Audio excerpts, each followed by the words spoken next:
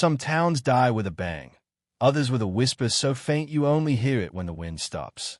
Hollow Creek had been that whisper for 20 years. Its windows boarded, its streets gnawed by weeds, its bones rattled only by dust, devils, and crows. Eli Callahan rode in with the deed folded in his coat, bought for $100 from a lawyer who called it a forgotten mistake on the map. The air was dry enough to crack lips, the sun a white coin hammered against the sky.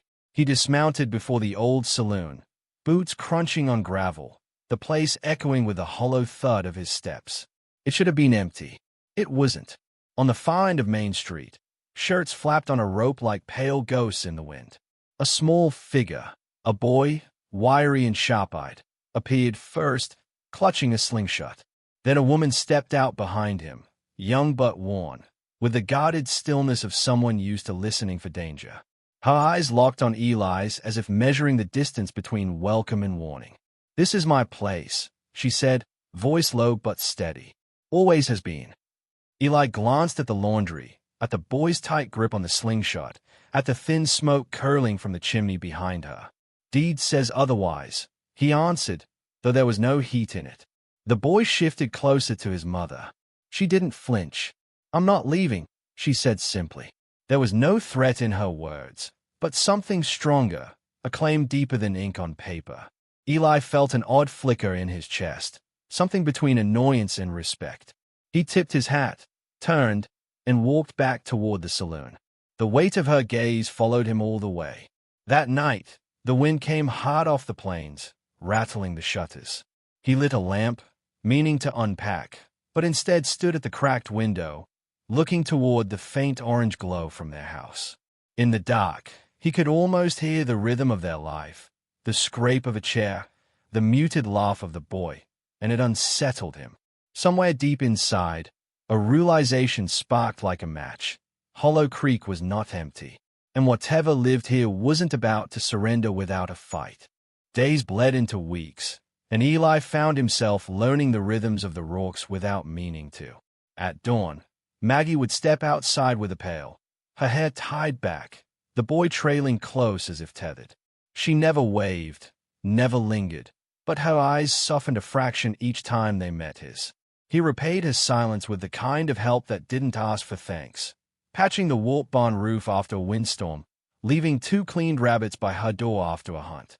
By morning, the carcasses would be gone, replaced once with a neatly folded shirt of his, stitched where the cuff had split. Hollow Creek's quiet was deceptive. It carried whispers from the nearby settlement like seeds on the wind. At the general store, Eli heard them. How Maggie's husband had died in a brawl, how she'd been the cause, how shame had chased her clear across the territory. Eli didn't care for gossip, but he stored the words away, wondering which parts were lies and which wounds were real. Late in October, the sky turned the color of tarnished silver. A storm rolled in, its wind tearing at shutters and scattering dry leaves like startled birds. Maggie fought it alone, trying to brace the sagging side of a vegetable shed. Eli crossed the street without asking, his coat whipping behind him, and took the beam from her hands. "I've got it," she said, breath short. "You don't," he replied, planting the timber deep into the mud. They worked until their knuckles burned, until their breath rose in thick plumes between them. When her gloves split at the seams, he wordlessly pulled off his and pressed them into her hands. Her fingers lingered against his for a heartbeat longer than necessity. Neither spoke of it. As the last nail bit into the wood, a new sound rose above the wind. Hoofbeats, steady and deliberate.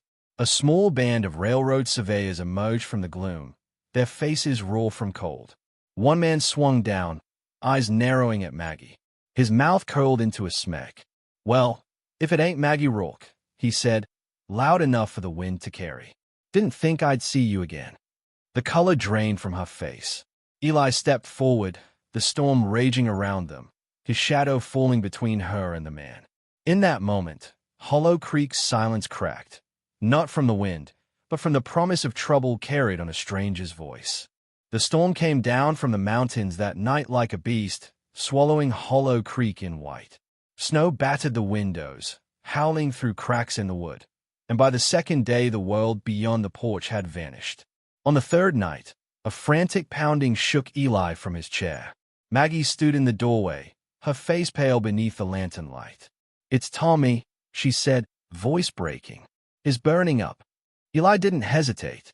He saddled his horse in the whiteout, the wind lashing ice into his eyes. The ride to the next settlement was a blur of frozen breath and blind faith, the trail vanishing under drifts as high as a man's chest. By the time he reached the doctor's cabin, frostbite had crept into his fingers. They rode back together. The doctor hunched against the gale, Eli's hands clamped to the reins as if the boy's life depended on their grip, because it did. Inside Maggie's house, the air was hot from the fire, the shadows dancing on the walls. The doctor bent over Tommy, working in quiet efficiency, leaving Maggie and Eli in a silence broken only by the boy's ragged breaths. When the worst passed and the fever began to ease, Eli sank into a chair, his fingers stiff and red. Maggie knelt beside him, wrapping his hands in cloth. "You didn't have to do that," she whispered. "Maybe I did," he answered, though his voice was rough. When dawn finally broke, the storm had spent itself. Snow lay heavy on the rooftops, sparkling under a pale sun. Word traveled fast. Hollow Creek wasn't dead anymore. Folks began to drift in, curious, carrying supplies or just the warmth of another voice. Eli had the deed, but when he pressed half of it into Maggie's hands, she didn't refuse. Spring came slow but certain. Maggie planted seeds in the thawed earth, Tommy chasing chickens across the yard with laughter sharp enough to cut the silence the town had worn for years. Eli found himself standing in the street one evening, watching lamplight bloom in her window, and realized it felt like home. Some places aren't worth the gold or paper they're sold for. They're worth the people stubborn enough to keep a fire lit in the dark, and the hands that come knocking when the wind howls.